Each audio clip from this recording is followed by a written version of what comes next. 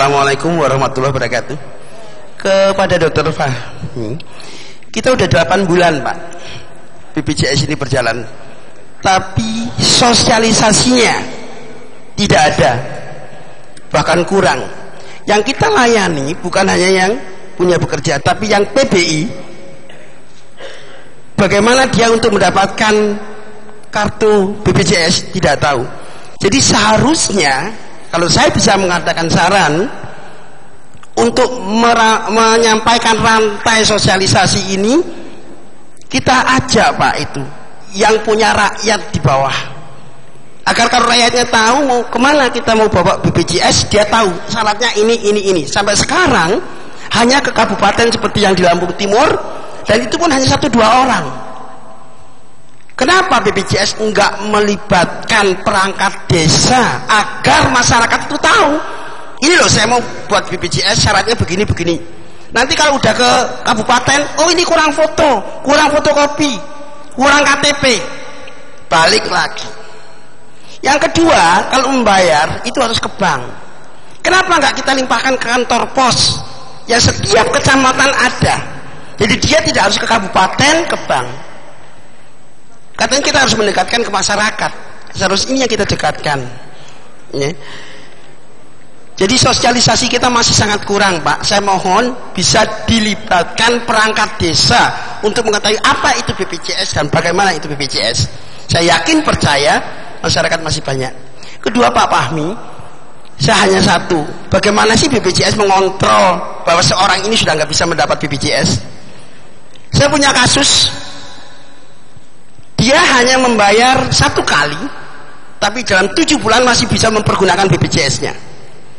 Pada bulan Februari, seorang ibu divonis ini retak lintang harus seksio. Dia membayar Pak Februari, operasinya bulan Juli masih bisa jalan. Satu lagi bapak ini prostat, membayar hanya bulan Januari, operasinya bulan Agustus tanggal 2 masih bisa dioperasi. Kalau seperti ini apa nggak bobrok Pak BPJS? Nggak bayarnya cuma sekali tapi bisa operasi. Kalau itu PBI boleh, tapi yang pinter-pinter ini Pak, dia cuma bayar sekali untuk operasi, udah itu selesai, tidak ya. Sedangkan saya tanya kepada petugas BPJS, bisa nggak mengontrol ini? Belum iuran, nggak bisa Pak, kecuali kalau udah 6 bulan baru nggak aktif. Nah kenyataan seperti itu banyak Pak. Saya pensiunan Pak, tapi saya telusur ke pelayanan BPJS, baik yang di swasta maupun di Bringsewu. Saya hanya meneliti di kabupaten saya, bahwa yang seperti ini banyak sekali, dan BPJS tidak bisa mengendalikan bagaimana kontrolnya. Sedangkan yang membutuhkan banyak sekali masyarakat yang tidak mampu. Berikutnya kepada Ibu Kepala Dinas, mohon maaf Bu, saya hanya usul aja ini ya. Kalau puskesmas rawat inap berjalan baik, tidak ada itu bertumpuk-tumpuk di rumah sakit. Saya hanya meneliti dari kabupaten saya Pak, rawat inap hanya ada 1 dokter. Seharusnya rawat inap ada 3 dokter, di mana 1 dokter untuk memimpin puskesmas atau yang 2 untuk di rawat inap. Saya tanyakan kenapa nggak ke puskesmas? Pak Dokter, kalau saya dirawat di puskesmas nggak ada dokternya, bagaimana masyarakat mau tahu, mau? Saya hanya melihat di kabupaten saya, puskesmas rawat inap banyak, tapi dokternya hanya 1. Kembali lagi ke sumber daya manusia. Mudah-mudahan di sini ada Ibu Kepala Dinas bisa memikirkan untuk setiap rawat inap minimal 3 Bu. Saya banyak melihat kapitasi di puskesmas BPJS banyak. Kenapa nggak bisa ngontrak dokter yang hanya 7.500? Kalau 1.200, 1.200.000 Pak Murdiono ya, masa sih disamakan sama kuli panggul sekolah larang loh ya itu. Nah ini yang saya mohon.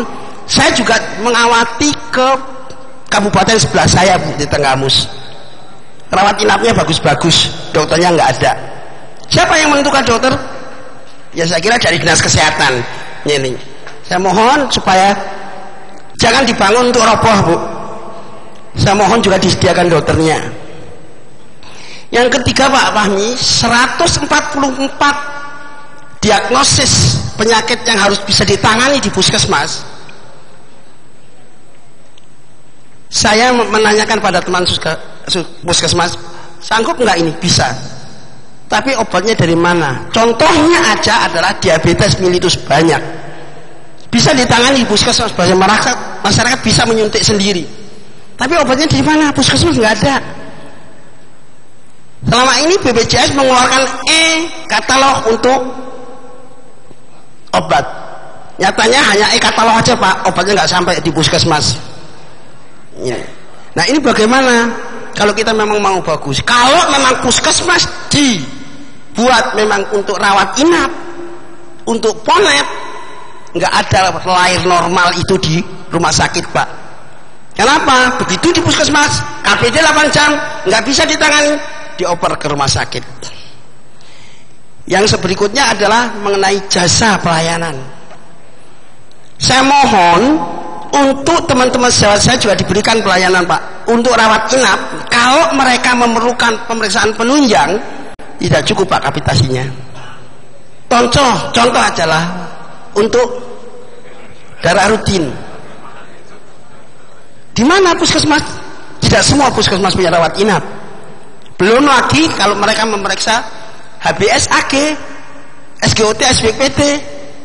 Apa teman bidan saya harus kena hepatitis karena mau melahirkan nggak pernah diperiksa HBsAg-nya? Nah ini, jadi kalau kapitasi rawat jalan nggak ditambah untuk mereka pemeriksaan penunjang, saya kira nggak bisa. Untuk yang rawat inap, saya mohon tidak mencukupi bagi mereka yang melakukan operasi tulang. Mudah-mudahan ada dokter SPOT di sini. Ya. Nggak cukup Pak itu.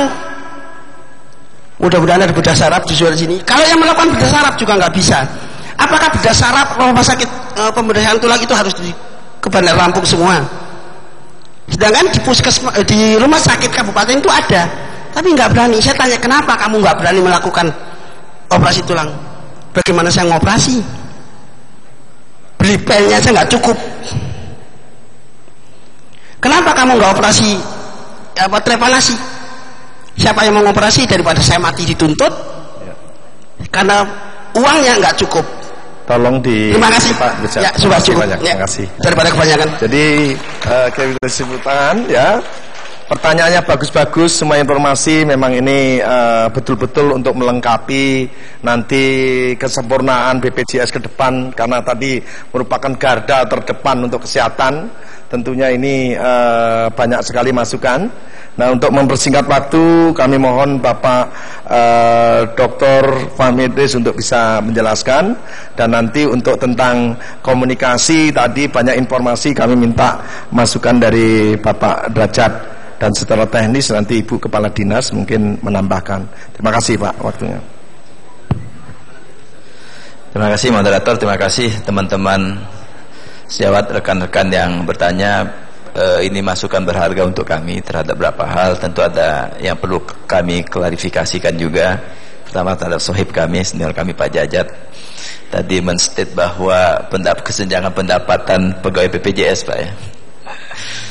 Ya, agak susah kemudian kita mendiskusikan soal kesenjangan pendapatan.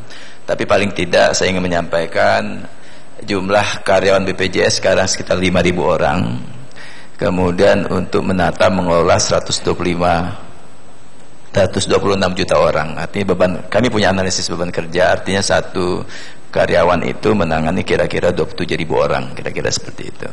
Jadi silakan saja nanti dilihat apakah angka itu memang sesuai apa tidak. Kita bisa undang ahli-ahli manajemen terkait dengan beban kerja gitu ya. Nah kemudian saya ingin dari yang terakhir gitu, saya terima kasih atas statement Pak Agung yang bagus ini. Kapitasi puskesmas sudah cukup banyak. Dr. Chandra juga. Apa yang saya lakukan pertama kali pada saat BPJS berjalan, kami dengan Ikatan Dokter Indonesia mendesak Presiden agar uang itu tidak jatuh ke Dinas Kesehatan. Uang itu jatuh ke puskesmas. Jujur, kalau teman sejawat kita Dinas Kesehatan tidak semua setuju Bu.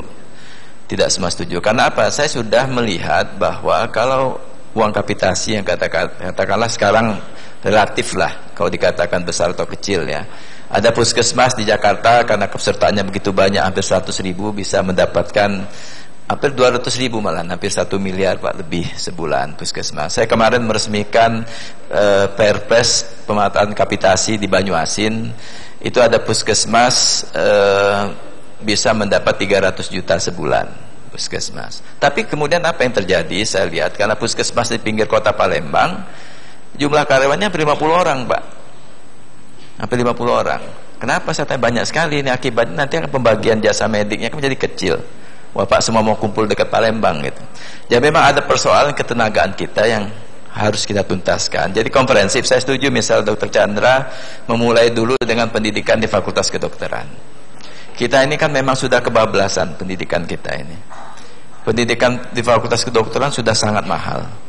Saya kebetulan dosen di Fakultas Kedokteran, ditugaskan lah sementara lah di BPJS ini. Memang menjadi kekhawatiran kita. FK ini Pak sudah menjadi, kalau bahasa saya ke teman-teman sejawat, ya fakultas keturunan dan juga fakultas keuangan. Jadi mahal sekali memang masuk fakultas kedokteran. Ini bisa ada intervensi pemerintah membatasi proses seperti ini. Kalau tidak, itu yang terjadi Pak. Semua orang bicara return of investment. Saya kuliah bayar berapa, baliknya berapa.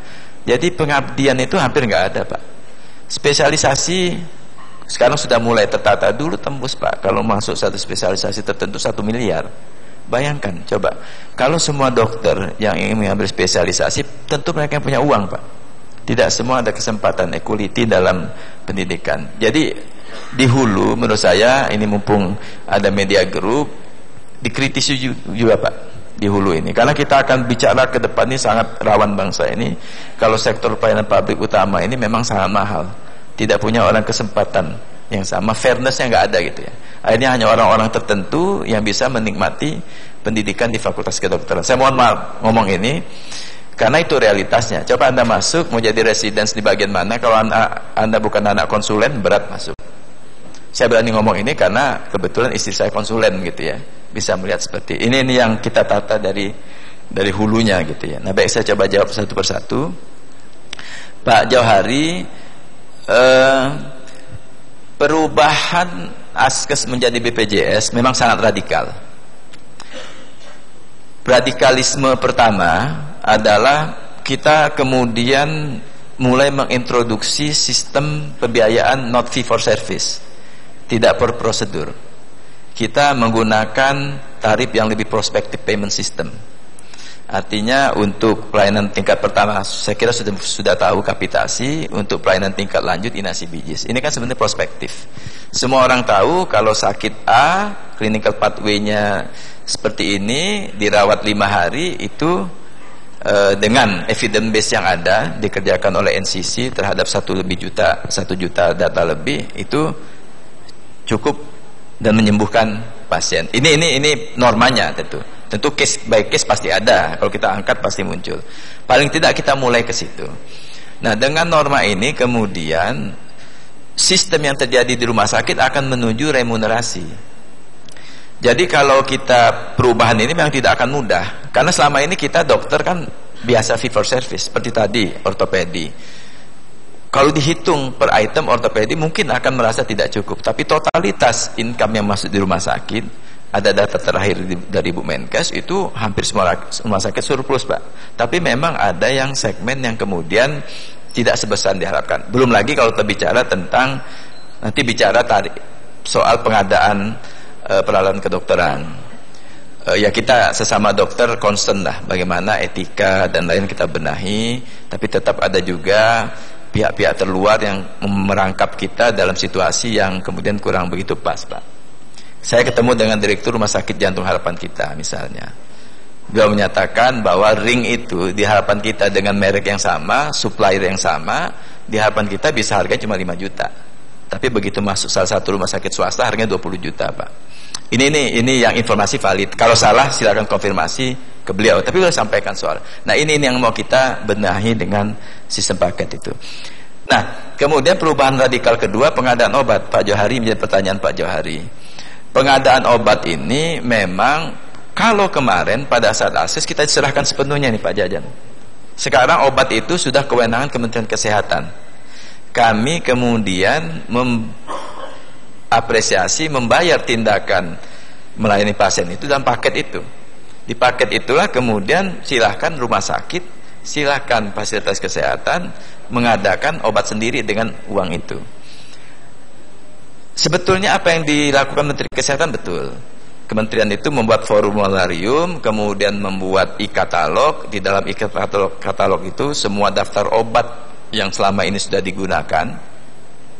Saya sangat yakin substansi obatnya, regimennya pasti ada. Yang bedakan kadang-kadang merek gitu ya. Itu sudah ada. Kemudian rumah sakit atau fasilitas kemudian melakukan proses e-procurement. Tujuannya baik. Nah, tapi sistem ini memang menimbulkan masalah karena tiba-tiba. Untuk rumah sakit besar itu untuk distributor cepat, Pak. Seperti RCM kalau biaya obatnya hampir 10 miliar sebulan itu distributor cepat. Tapi begitu NTT, rumah sakit kecil mesen obat, distributor ya aja belum tentu dikirim, Pak. Nah, ini sistem kami dengan Menteri Kesehatan minta ada transisi. Kalau dulu, Pak, obat ini kontraknya di Askes. Jadi kami misal perusahaan A, kami membutuhkan 1 juta tablet katakanlah di Jawa Timur, tapi Anda mesti penuhi 100 tablet di NTT. Kalau tidak, tahun depan tidak dikontrak lagi. Nah, dengan sistem baru ini lebih terbuka transparansinya, tapi bargaining nasionalnya hilang. Itu kira-kira gambarnya, Pak. Bapak kalau mengatakan beberapa item itu tidak ada. Sistemnya memang berubah. Tolong masukan berharga seperti ini. Kami sangat berharap juga disampaikan langsung Mbak Dinas ke Kementerian Kesehatan. Kita robah regulasinya. Kami pada dasarnya siap untuk kemudian mengembalikan ke sistem yang dulu, yang saya rasa beberapa mitra Askes sudah merasakan. Tapi kita menuju e-procurement itu penting. Karena diduga, dikhawatirkan kalau tidak e-procurement terjadi kong kali kong, Pak, antara yang beli dengan yang jual. Nah, kita ingin harus memastikan pakai sistem lama bahwa tidak ada potensi penyalahgunaan power sehingga korupsi di bidang obat. Nah, buat kami penting juga itu. Kemudian soal operasi katarak, karena Pak Johari dari Kota Bumi, saya akan ke Kota Bumi setelah ini. Siapa tahu nanti bisa mampir ke rumah sakitnya Pak Johari.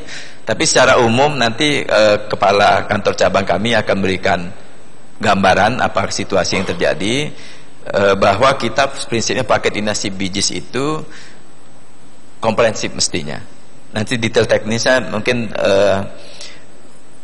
Bu Yuni ya bisa sampaikan yang terjadi. Kemudian terhadap Bu Rika, ini bagus ini. Saya kira ini satu pertanyaan kritik yang bagus buat kita bersama. Kami pertama tentu mengerjakan tahapan-tahapan peningkatan kepesertaan ini dengan roadmap yang sudah ditentukan oleh pemerintah. Jadi tahapannya tahun 2014, segmen pesertanya siapa saja dulu, berapa jumlahnya, Pak? 2015, 2016, 2018, terakhir 2019 sebelum 1 Januari itu. Jadi ada tahapan memang. Tahapan, karena tahapan ini membutuhkan juga infrastruktur. Kami setuju bahwa ada statement BPJS hanya ada di kabupaten. Kami memang tidak akan mengembangkan sampai ke desa. Contoh sederhana yang sudah dilakukan adalah untuk merekrut ke desa, tentu strategi sosialisasi kami ada bottom the line, up the line. Tentu dalam media massa kami terus sampaikan pentingnya tentang BPJS. Mungkin bisa dilihat lah di Metro juga, termasuk Media Group kan masih sering nih. Hampir semua channel kami pakai begitu ya. Kemudian Presiden sendiri memerintahkan Dirut BRI untuk menggunakan kantor cabang kecamatannya, kantor kecamatannya untuk menjadi point of service. Jadi untuk menjawab tadi, memang kami tidak menggunakan kantor pos. Bukannya ini tahapan berikutnya, bagaimana model rekrut desa-desa. Kalau dinas sosial, jujur Bu, tidak ada hubungan sama sekali dalam proses rekrut. Dinas sosial itu berdasarkan PP 101 itu bertugas untuk mendata penerima bantuan iuran. Itulah tugas dinas sosial. Jadi dinas sosial menentukan kriteria penerima bantuan iuran, BPS kemudian turun, Badan Pusat Statistik melakukan survei siapa saja yang masuk daftar penerima bantuan iuran, itu keluarlah sekian klaster. Kemudian dari situ Kementerian Sosial bersama Kementerian Keuangan bersama Kesehatan menentukan berapa banyak diperlukan tidak mampu kesehatan. Itulah keluar 86,4 juta peserta itu. Dari situlah data diberikan kepada kami, masuk master file, kami melayani. Jadi kalau model rekrut yang kaitan dengan dinas sosial, itulah mekanisme yang kita bangun. Ya, ini kemudian Bang Chandra ini, jadi saya selalu ketemu beliau ini. Tapi saya koreksi ini Bang Chandra. Jadi rasanya kita ke depan ini mengembangkan satu dokter keluarga bukan 20.000, terlalu banyak. Tidak akan mampu dokter keluarga 20.000. Arah kita 2.500 yang ideal, atau 5.000 yang saat ini memungkinkan. Jadi untuk meningkatkan kerjasama ini prinsipnya selama kredensialnya terpenuhi, pasti itu akan dioptimalkan 2.500 atau 5.000, karena beban terlalu berat kalau dan hampir di setiap negara yang kita benchmark tidak mungkin satu dokter itu menghandle 20.000 orang, terlalu banyak Pak. 2.500, malah kebijakan kita karena untuk meningkatkan kapitasi kita taruh 5.000. Jadi harapannya satu dokter keluarga itu kalau dia lengkap, katakanlah 8.000 atau 5.000 kapitasi, artinya menerima 40 juta atau 50 juta sebulan, kemudian menjaga jangan sampai sakit. Kemudian dari situ saya tidak akan cerita teknis karena Bang Chandra ini ahlinya di situ. Sekali lagi, prinsip kita sangat terbuka untuk pengembangan pergeseran dari FKTP tingkat pertama puskesmas ke dokter keluarga. Kaitan dengan Pak Agung, bagaimana kita melakukan itu Pak? Kami bulan April sesuai dengan regulasi kami sudah bersurat ke seluruh PBI melalui perangkat yang Bapak sebut itu. Kami undang kepala desa, kami undang kepala puskesmas di kantor cabang, kemudian ada surat pelanggan kami Pak kepada 86,4 juta peserta. Mereka adalah peserta dan kemudian mereka kalau merasa tidak cocok di puskesmas itu, silahkan mencari fasilitas lain yang mereka anggap baik. Itu sudah kami lakukan. Tentu kalau bicara tentang kurang, kami akui kita harus tingkatkan terus. Tapi paling tidak beginilah, kami tidak akan mencoba memuji diri, karena dari Pak Jajat kemudian menyatakan soal marketing ya, teori marketing yang marketingnya salah satu teorinya Herman Kertawijaya sebetulnya. Satu saat kami diundang oleh lembaganya Herman Kertawijaya, Markplus, untuk penghargaan. Saya nggak datang, saya utus direksi. Saya selalu berpikir orang beri penghargaan ujungnya minta duit kan. Ternyata tidak. Tiba-tiba kami mendapat Golden Brand Award Pak untuk sosialisasi. Artinya lembaga yang tahun ini yang sosialisasi paling optimal di health insurance BPJS Kesehatan. Jadi silakan diukur dari perspektif mana. Silakan gugat Herman Kertawijaya kalau dianggap kurang sosialisasi, karena dianggap kami paling tinggi melebihi semua health insurance lain. Malah mohon maaf harus saya sebut Prudential nomor 2, Jiwasraya nomor 3, yang lain nggak masuk sama sekali. Jadi itu yang kami pakai. Jadi tingkat awarenessnya seperti itu. Kemudian ya bayar kantor pos kami pakai BRI Pak. Kami tidak menggunakan kantor pos karena kami harus menggunakan teknologi virtual account. Yang punya itu hanya bank. PT Pos belum punya teknologi virtual account. Jadi siapapun yang datang akan dikasih nomor account yang virtual yang berlaku seumur hidup tanda kutip. Kemudian hanya satu nomor yang kemudian bisa dia bawa kemana-mana. Jadi no problem kalau soal tentang pembayaran ini. Tapi kalau kita bicara bayar kan dua, willingness dan ability. Ada yang ingin tapi ternyata ability-nya nggak muncul. Ada yang ability-nya bagus tapi nanti aja. Nah ini yang terkait dengan pertanyaan Bapak berikut. Memang regulasinya Pak, kami harus melayani selama 6 bulan. Kalau dia bayar 3 bulan tidak ada, kemudian itu paling kami tandain saja. Bagaimanapun juga yang bersangkutan pada saat datang lagi harus dilayani, kemudian dengan membayari dendanya. Ini sistem yang sangat generous lah di negara kita Pak. Luar biasa kalau regulasi kita. Artinya kalau kami ditanya Bapak, kalau sebulan tidak bayar kami matikan sistemnya, mudah Pak. Mudah sekali buat kami. Hari ini bayar, bulan depan nggak bayar. Kalau masyarakat kemudian mendesak pemerintah cabut aturan itu Pak, kami sangat gembira. Jujur Pak, sangat gembira kalau bisa itu ditutup. Tapi tidak, kami harus melayani terus. Begitu mulai terdaftar. Denda pun hanya berapa persen sejak 3 bulan. Kemudian pada saat mereka datang lagi tahun depan, itu harus kami layani dengan kami tagih Pak. Yang belakangan ini Ini kan masalah sosiologis baru, nggak gampang. Coba bayangkan bapak sedang sakit, datang lagi, sebelum akhirnya bayar dulu hutang. Nah ini persoalan serius yang kemudian harus kita, terima kasih, harus cari jalankan keluarnya. Tapi kalau sekali lagi, itulah regulasi kita. Kemudian 104 diagnosis ini memang untuk menguatkan teman-teman layanan primer. Sekali lagi kalau kita bicara tentang jasa pelayanan, saya tidak tahu Pak, itu Bu, kondisi di Lampung, apakah seluruh kabupaten sudah keluar SK Bupati bahwa uang itu langsung diserahkan ke puskesmas? Sudah semua? Semua sudah. Ya, kalau sudah semua artinya kan ini kan sudah uangnya sudah mengalir ke puskesmas. Tinggal bagaimana pengaturan di puskesmas. Minimal. Ini terus terang kami dari BPJS mati-matian bahwa minimal 70% ya Pak Andar ya. 60% itu uang untuk jasa pelayanan. 40% dukungan operasional, bukan biaya operasional, dukungan operasional. Biaya operasional itu tetap dari dinas, dukungan operasional sebetulnya. Jadi bayangkan kalau uang yang mengalir, katakanlah punya 100.000 peserta, kemudian full pelayanan 10.000, 100 juta itu mengalir setiap bulan ke puskesmas langsung, dan 60 juta untuk tenaga kesehatannya, 40 juta untuk dukungan operasional. Sebenarnya kalau bicara dari sisi ini Pak, betul sampaikan Pak Agung tadi, sebetulnya sudah cukup besar. Tapi kadang-kadang pembaginya di puskesmas Pak, di beberapa tempat ya sudahlah, kita tahulah, kalau saya punya anak pun mungkin harus masuk kota juga semua gitu ya. Itu yang harus diatur dengan baik. Nah memang Ibu Menteri punya kebijakan khusus bahwa itu dibagi semua tenaga lah. Tentu kalau saya ditanya pada saat awal berdebat di kantor Wapres, enggak Bu, yang dibagi itu yang memang mereka bekerja melayani. Tapi kemudian ada kebijakan khusus ya, bagaimanapun juga semua komponen yang ada di puskesmas itu kemudian non medis juga masuk.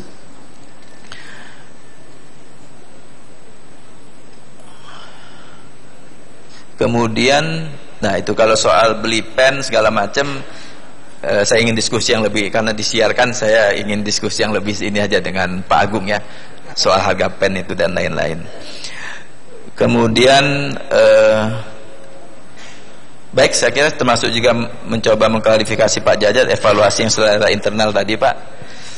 Itulah kami dari apa namanya, dari Makplus memberikan penghargaan terhadap marketing, tapi tentu semuanya harus ditingkatkan lagi. Demikian, makasih sekali atas saran dan masukannya. Terima kasih kepada Bapak Dr. Fahmi Idris sudah menjelaskan. Ini kebetulan kan ada dari pengambil keputusan regulasi pemerintah daerah, jadi sangat pas dengan media juga. Cuman saya maksudkan Pak Derajat, sebelum nanti ini Pak Derajat akan menjelaskan, kita minta nanti tentang PES jangan menginformasikan sebelum konfirmasi. Jadi dari Pak Jawari tadi nanti dan lain-lain nanti tolong dijelaskan.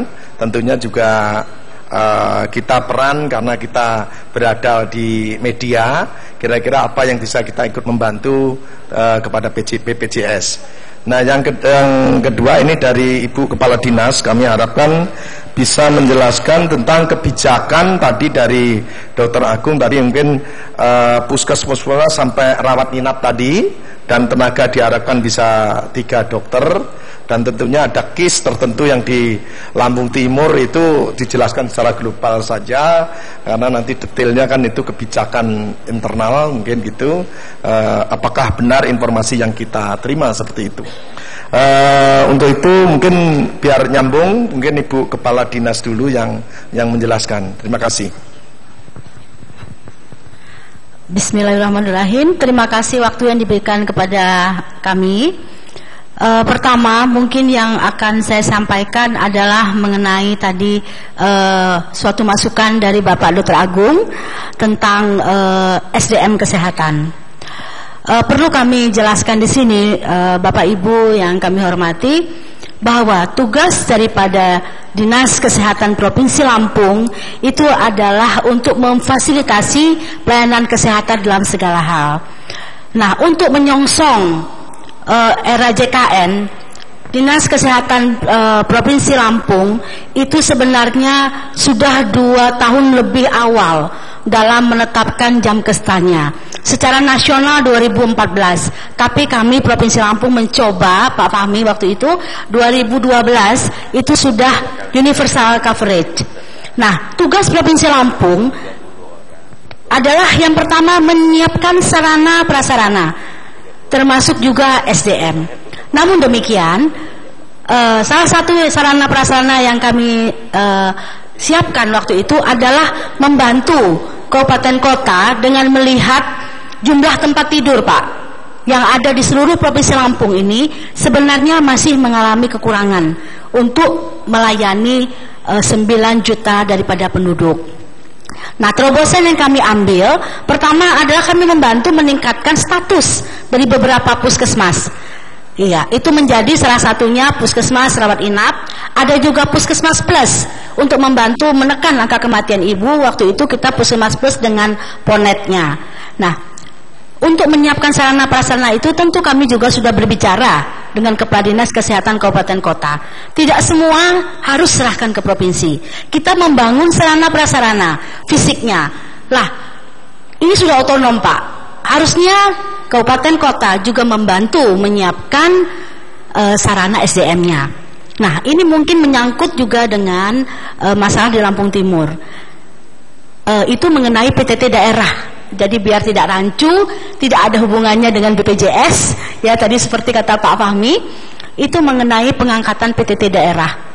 Ya, kami sudah berusaha untuk menjajaki, berkoordinasi dengan Kepala Dinas Kesehatan setempat agar bisa mengadvokasi kepada Bapak Kepala Daerah, dalam hal ini Lampung Timur, untuk menyiapkan juga, kami sudah bantu menyiapkan beberapa regulasi yang sudah ada dari kementerian juga, agar beliau mungkin bisa mengeluarkan atau mengangkat SK PTT daerah. Nah, ini tidak bisa kami memaksa, harus dikeluarkan, tapi kami memberi advokasi, penjelasan, karena kebijakan itu adalah tergantung kepada bupati, kepala daerah masing-masing. Nah, untuk pertanyaan Pak Agung, tentu saja kami membantu, Pak, menyiapkan sarana prasarana SDM. SDM juga bukan kami duduk diam, kami juga membantu menspesialisasikan juga dokter-dokter umum yang untuk bertugas kembali ke Provinsi Lampung. Dan yang saya tahu di Abdul Muluk itu dengan dana BLUD-nya juga ada dokter-dokter yang dibantu untuk mengambil spesialis. Nah, jadi untuk hal ini bukannya kami membela diri, kami sudah berkoordinasi juga dengan kepala dinas masing-masing kabupaten kota itu untuk juga bantu mempersiapkan SDM. Karena kita berbagi, Pak, fisiknya kami bantu untuk peningkatan status. Namun tidak semua melulu harus kami yang menyiapkan. SDM-nya juga berbantu dengan bupati kabupaten kota masing-masing karena sudah otonom juga. Nah, kami juga dalam rangka SDM ini kita juga membantu program internship dokter. Ya, nah itu program internship dokter sangat membantu saya rasa untuk daerah-daerah yang mendapat dokter-dokter internship ini. Mereka ditempatkan selama 1 tahun di salah satu kabupaten, mungkin nanti di daerahnya dipilih. Nah, itu mereka ditempatkan biasanya 8 bulan di puskesmas dan 4 bulan itu di rumah sakit. Nah, itu juga salah satu terobosan yang kami ambil, karena tidak semua provinsi di seluruh Indonesia ini mendapat program internship dokter. Salah satunya yang kami minta ke pusat adalah kita bergabung dengan program internship. Untuk mendapat program internship ini, kami juga dievaluasi, Pak, Provinsi Lampung. Tidak sembarang dokter internship akan dikirim ke semua provinsi, ada syarat-syaratnya. Alhamdulillah Provinsi Lampung ini lolos dalam evaluasi untuk program internship dokter. Dan sekarang kalau saya tidak salah, kita sudah lebih kurang ada 400 dokter yang dikirim ke kabupaten kota yang waktu itu membutuhkan. Nah, kita sama-sama, Pak. Jadi provinsi dan kabupaten kota tetap harus bahu-membahu. Tidak bisa semua masalah itu diselesaikan semua oleh provinsi atau semua sendiri oleh kabupaten kota. Jadi dalam hal ini kami berbagi dengan kabupaten kota. Kita membangun dalam hal fisik dan alat kesehatan beserta hal di dalamnya. Dan untuk SDM kami minta kabupaten kota menyiapkan SDM-nya dengan mengangkat tenaga PTT daerah karena itu diperbolehkan. Ya, makanya kita juga agak sedikit pesimis dengan Lampung Timur ini. Kenapa? Ketakutan untuk mengangkat PTT daerah. Padahal ada beberapa kabupaten kota yang ada di Provinsi Lampung ini sudah mengangkat PTT daerah dan itu diperbolehkan. Ada regulasi yang mengatur. Jadi itu mungkin yang dapat saya sampaikan, Pak Moderator. Terima kasih atas perhatiannya. Terima kasih, saya rasa sudah jelas dan ini terakhir, ini penjelasan dari Pak Derajat, kira-kira peran media, kira-kira Pak dalam rangka menunjang kesuksesan daripada BPJS maupun hal-hal lain. Silakan waktu kamu. Iya. Iya, makasih. Jadi saya kira pers sangat berkepentingan karena ini bagian dari demokratisasi. Ya, program besar seperti ini saya kira kalau tidak didukung oleh pers juga saya kira akan banyak persoalan di lapangan. Tapi tentu kita pers akan mendukung hal-hal yang transparan, yang memang memenuhi syarat-syarat yang memang layak buat pers ya. Tapi kalau beritanya pencitraan, misalnya Pak Fahmi ini fotonya ada di mana-mana, pasang iklan di mana-mana, ya ini kerjanya kapan? Tentu pers akan berpikir ulang ya. Tadi saya mengucapkan selamat dapat penghargaan dari Makpers ya. Saya kira itu penghargaan itu menjadi cambuk, tapi yang paling otentik adalah publik. Ya, penghargaan satu hal, tapi keluhan-keluhan ini Pak Fahmi juga inilah realitas lapangannya. Jangan sampai juga ada kesenjangan antara penghargaan satu pihak dengan realitas lapangan. Ya, supaya matching. Saya ingin menjawab pertanyaan Pak Johari soal media. Ini memang media mengalami gegar budaya juga setelah reformasi ini. Dulu ada 350 media cetak sebelum reformasi. Setelah reformasi ada 1.800 sekian. Karena yang tadinya pakai siup nggak pakai siup. Yang tadinya syarat-syaratnya jadi wartawan harus melalui macam-macam jenjang, sekarang sekurang-kurangnya waktu reformasi baru reporter 3 tahun atau 2 tahun tiba-tiba sudah jadi pemret di tempat lain. Wartawan tidak bisa lahir seperti profesi-profesi lain yang dilahirkan begitu cepat. Sementara tuntutan media luar biasa berkembangnya. Jadi sebenarnya muter-muter di tempat-tempat, muter-muter dari orang-orang yang itu aja. Pemretnya TV One pindah ke sana, Metro TV pindah kemana, yang di sini masih reporter baru 2 bulan di sana jadi produser, dan seterusnya dan seterusnya. Jadi jenjang-jenjang, termasuk juga yang tidak terbayangkan adalah online. Kalau saya mengikuti konferensi media-media internasional, yang datang itu bukan lagi media-media cetak umumnya, karena di Eropa media cetak itu sudah banyak yang bangkrut. Kalau baca di Amerika itu sudah banyak sekali yang media cetak yang bangkrut digantikan oleh media online ya, yang real time.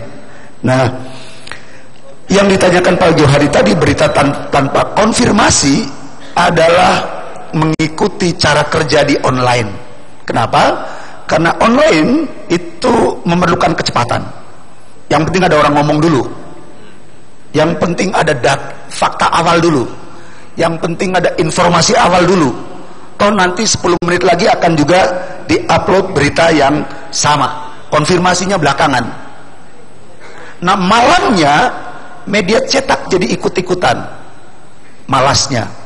Padahal syarat utama, atau apalagi berita-berita yang menyangkut kedua belah pihak atau 3 belah pihak, atau menyangkut banyak orang, itu wajib di dalam kode etik kita itu konfirmasi. Ya, itulah yang disebut cover both side. Mungkin berpikir besok lagi besok itu waktu yang lain. Kenapa? Karena belum tentu koran kita terbit, belum tentu orang yang bersangkutan juga masih sehat, dan mau ngomong, dan seterusnya dan seterusnya. Nah, itu memang problem yang harus menjadi PR di dunia pers tadi. Jadi media group punya kode etik, code of conduct, yang itu disosialisasikan ke seluruh unit-unit, Dan mestinya sih itu tidak terjadi di grup, di media grup, mestinya. Ya, kalau itu terjadi di media grup, ya tentu kami minta maaf. Tapi itu memang pengaruh dari media online itu yang real time. Sehingga yang harus konfirmasi tidak konfirmasi lagi. Dan seterusnya dan seterusnya.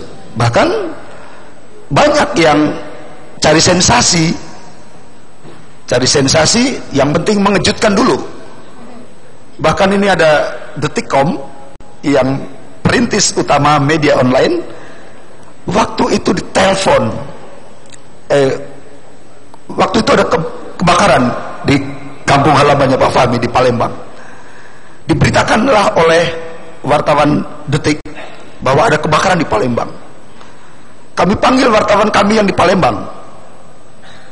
Kenapa kalian gak tulis ada kebakaran besar seperti ini? Rupanya berita ngarang, berita sumir. Kita udah marah-marah sama wartawan kita di Palembang. Ya udah, ini berita yang mungkin dari katanya.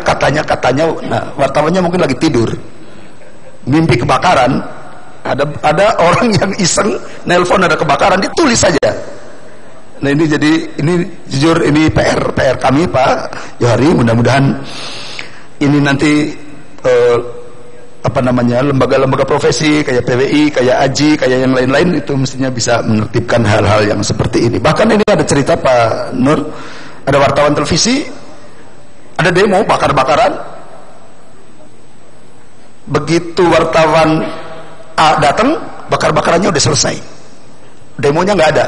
Tolong bakar-bakar lagi dong, demo lagi dong. Karena apa? Karena televisi visual, jadi harus dapat gambar. Kalau nggak dia marahin sama produsernya di Jakarta. Ini juga bagian dari PR kami yang harus diselesaikan. Jadi wajarlah kalau tadi saya bilang wartawan masuk 3 kelompok yang mudah-mudahan kami tidak. Nah, soal Pak Johari, jadi saya kira pers sekarang good news is good news. Jadi prinsip bad news is good news, berita buruk adalah berita baik, saya kira tidak sepenuhnya benar.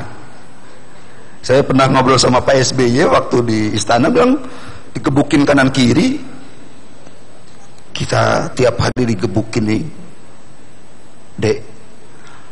Pak, saya kira tidak ada mimpi satu wartawan Indonesia yang tidak ingin melihat Indonesia itu hebat. Tapi kami memang di lapangan yang kami temukan problemnya. Jadi itulah bad newsnya. Tapi Bapak coba bikin apa yang hebat. Terbukti waktu itu yang buat kami luar biasa adalah perdamaian Aceh itu. Itu luar biasa, berita besar karena kombaten orang perang tiba-tiba bisa berdamai, dan yang berdamai masuk dalam pemerintahan. Kami waktu itu ikut ke Pak Yusuf Kalla ke Eropa, keliling-keliling ke Finlandia, ke mana-mana, dan itu dijadikan model penyelesaian konflik untuk Uni Eropa. Ini kan luar biasa, orang-orang di sana mengapresiasi luar biasa. Ini berita baik. Tapi berita baiknya setelah itu nggak muncul lagi Pak Fahmi. Nah kita, ayo Pak cari lagi berita baik yang lain lagi supaya nggak bad news terus yang ditulis gitu. Jadi kami pers itu mimpinya sebenarnya ingin melihat Indonesia itu besar, Indonesia itu hebat, dan seterusnya dan seterusnya. Nah soal 85% itu memang hasil survei di komunikasi. Jadi kalau Anda mau sukses, sebuah program mau sukses, itu akan diselesaikan 85% oleh komunikasi. Ya, selebihnya kalau Anda berkualitas, kalau Anda ganteng, kalau Anda macam-macam, itu masuk kategori yang kelompok yang 15% itu. Ya, itu kalau kita bicara program, ya, hebat dan seterusnya. Tapi komunikasi juga bisa ditentukan oleh sistem yang dibangun atau pemimpin di situ yang membangun sistem. Nah pertanyaannya kan selalu sistem dulu atau orang dulu. Sebenarnya pemimpin yang baik itu dia akan menciptakan sistem dari perilakunya itu. Jadi sebenarnya sistem itu bisa dibangun. Nah, kalau kita bicara keteladanan Rasulullah misalnya atau orang-orang besar, kan dia membuat perilaku dulu, baru kemudian para penulis hadis itu menulis itu, bukan teorinya dulu, ya. Jadi saya kira hal yang terpenting adalah praktek dulu di lapangan. Jadi komunikasi dulu sebaik mungkin. Terakhir, ada satu keberhasilan Pak SBY itu menurut saya di tengah-tengah kritik yang luar biasa. Sebelum jadi presiden, saya sering diajak kemana-mana. Ketika dikritik Taufik Kemas sebagai Jenderal Cengeng, saya ada di situ. Kami dari Media Group tulislah bahwa Taufik Kemas ngata-ngatain Pak SBY sebagai Menko Polkam Jenderal Cengeng. Apa yang terjadi? Simpati publik luar biasa. Dibilang Jenderal Cengeng, kekanak-kanakan, SBY sebagai korban, dan dia pinter nempel terus ke kita. Artinya dia sadar betul bahwa dengan dia berbicara terus kepada pers, itu dia akan menjadi media darling, menjadi kesayangan media. Dan awal-awal munculnya SBY itu luar biasa fenomenal, karena dia terus menempel, hebat dia dalam cara berkomunikasinya itu. Nah, konteksnya dengan juga BPJS, saya kira Pak Fahmi dan seluruh perangkatnya yang 5.000 orang tadi itu melayani 126 juta, tempel terus media, tempel terus 3 komponen itu. Misalnya Pak Fahmi ngomong sebanyak, dengan apapun ngomong soal programnya dengan saya misalnya, dan saya menulis bahwa sadar saya sebagai wartawan, kalau informasi tentang kesehatan, tentang macam-macam, saya tidak cari referensi jauh-jauh. Pasti apa yang dikatakan Pak Fahmi itu. Jadi saya kira media di Lampung Post atau di Media Indonesia, di Metro TV, orang punya persoalan itu tidak lari ke polisi. Di Lampung Post dulu ada problem di Lampung Utara, di mana-mana, ngadunya bukan ke polisi. Mana Pak Kapolda Pak Heru itu, ngadunya ke Lampung Post. Kenapa? Karena cepat dia. Begitu ada problem langsung. Artinya lepas dari soal apapun, media itu masih tetap menjadi andalan untuk menyelesaikan persoalan. Komunikasi, apalagi lewat struktur, mau ketemu siapa susah setengah mati. Tapi lewat media, ngomong di media, besok udah langsung dipanggil Pak Gubernur. Ini salah satu strategi, kunci saja. Pokoknya kalau dengan media itu, kalau saya perhatikan malah di beberapa tempat orang takut dengan wartawan, karena mungkin takut minta duit. Minta apa? Ya, wartawan tanpa surat kabar. Kalau bodrek nanti kasihan anunya ya. Tapi kalau kami di Media Group memang punya code of conduct, tidak boleh ini itu dan seterusnya dan seterusnya. Dan kalau ada yang melakukan praktek-praktek itu memang kena sanksi itu. Jadi saya kira itu masukan saja dari kami. Mudah-mudahan sekali lagi BPJS sukses Pak Fahmi. Kritik itu bagian dari menyehatkan. Vitamin. Jadi jangan, saya Pak Gubernur, saya termasuk yang keras juga kritik Pak Ridho. Kita sama-sama waktu itu kampanye, dia sebagai calon gubernur, saya calon yang lain. Wah, kita kritik terus ya, lewat Twitter, lewat apa saja. Tapi begitu sudah terpilih, kita hormati konstitusi, ya, dan kita dukung.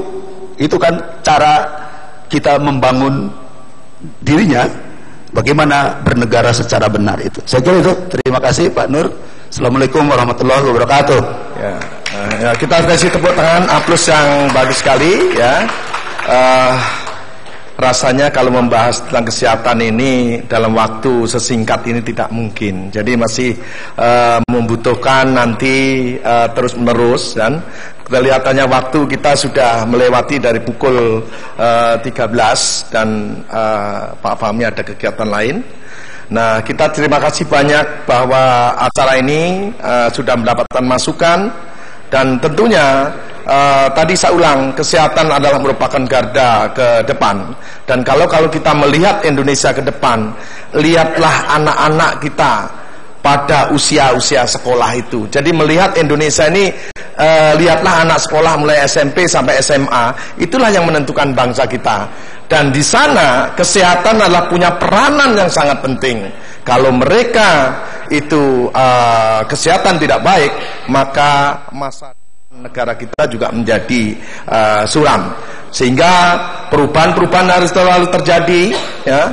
Siapa yang mengikuti perubahan adalah akan ketinggalan, dan siapa yang hanya mengikuti perubahan hanya jadi manusia yang biasa, maka orang yang sukses adalah orang yang bisa mendahului perubahan. Kami akhiri dengan segala kekurangan yang kelebihan yang ada.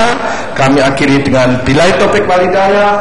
Wassalamualaikum warahmatullahi wabarakatuh. Ya, baik pemirsa. Iya, kami ucapkan terima kasih. Baru tadi selesai dari dialog tadi bahwa ada beberapa juga pertanyaan yang dilontarkan dari masing-masing dinas kesehatan, yaitu mencakup sosialisasi pemerataan BPJS kesehatan ke daerah-daerah kecil, pedesaan dan daerah yang kurang jangkauan sentuhan dari program jaminan kesehatan ini. Lalu juga tadi sempat disinggung adanya kerjasama dan media group untuk membantu mengaplikasikan setiap program jaminan kesehatan ke setiap masyarakat.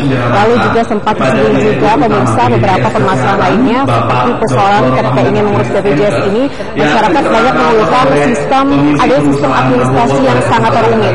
Dan lalu juga tadi ada sedikit masukan dari dinas kesehatan bahwa telah menyiapkan sarana dan prasarana mulai dari fasilitas dan sumber daya manusia untuk membantu antara BPJS dan dari dinas kesehatan. Dan tadi juga pemirsa kesimpulan akhirnya adalah bahwa dibutuhkan banyak kerjasama untuk menciptakan kerjasama, menciptakan hubungan yang lebih baik. Dan pemirsa, pemirsa, telah berakhirlah akhir dialog dari Lampu Pos ini. Pemirsa, saya ceritanya dan segenap kru petugas pamit undur diri. Wassalamualaikum warahmatullahi wabarakatuh.